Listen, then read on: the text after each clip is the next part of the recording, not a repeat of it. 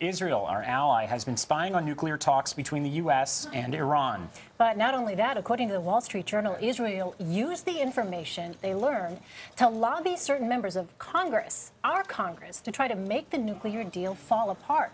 We're joined in Washington by Dan Raviv.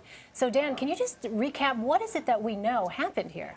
Well, according to the Wall Street Journal, and frankly, all of this seems credible to me. You know, I wrote books about Israeli intelligence, and this is what they do, and frankly, what every country does. According to the Journal, Israeli intelligence has been tracking the nuclear talks with Iran for about 2 years, and the Israelis know what's going on, even when the U.S. wasn't fully briefing the Israelis. Now, according to the newspaper, what really bothers U.S. officials is not that Israel did that. I guess that's fully expected, that a country like Israel, with great espionage capabilities, would do whatever it could to find out what's going on in the talks, but that Israeli officials, including diplomats, then use the information, as you said, Elaine, to lobby the American Congress. Now, the lobbying effort is not really secret. You saw just over 2 weeks ago Israel's Prime Minister Netanyahu addressing a joint meeting of Congress on this topic. The Obama White House seems to be annoyed that a lot of what the Israelis say they know about the deal that's unfolding with Iran was obtained through espionage. Now, it's also very important to note that Prime Minister Netanyahu personally intervened to stop the Israeli intel briefing of U.S. congressmen. So what's the fallout for the lawmakers who have wanted that inside information?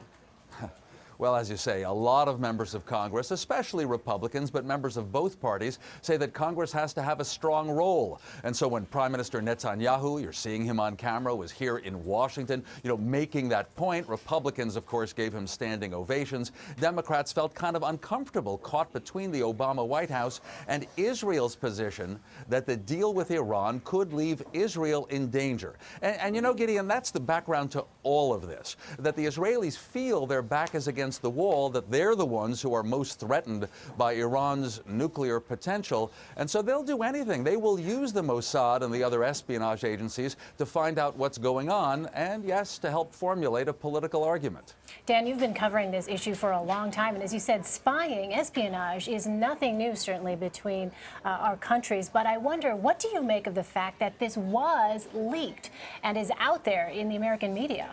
Well, I'm seeing the possibility that the Obama White House or some officials there are so annoyed with Prime Minister Netanyahu, apparently since his re-election last week, that they're digging up all sorts of things to point out about him. I'm not saying who's right and who's wrong, but the annoyance is clear. Just yesterday, the White House Chief of Staff, Dennis McDonough, gave a speech to a liberal organization in Washington that's pro-Israel, but doesn't like Netanyahu, and McDonough said the Israeli occupation of the West Bank must end and made clear that that's an Obama administration goal. The Israelis, at least the current re-elected people there, like Netanyahu, they think that would be unsafe. So you have a major rift here between the U.S. and the Israeli government. And how does this revelation affect the ongoing peace talks that the U.S. is having with Iran? Or, excuse me, not peace talks, nuclear talks. Yeah, well, listen, the Israelis are going to keep saying they're not satisfied with the deal, and that has some effect.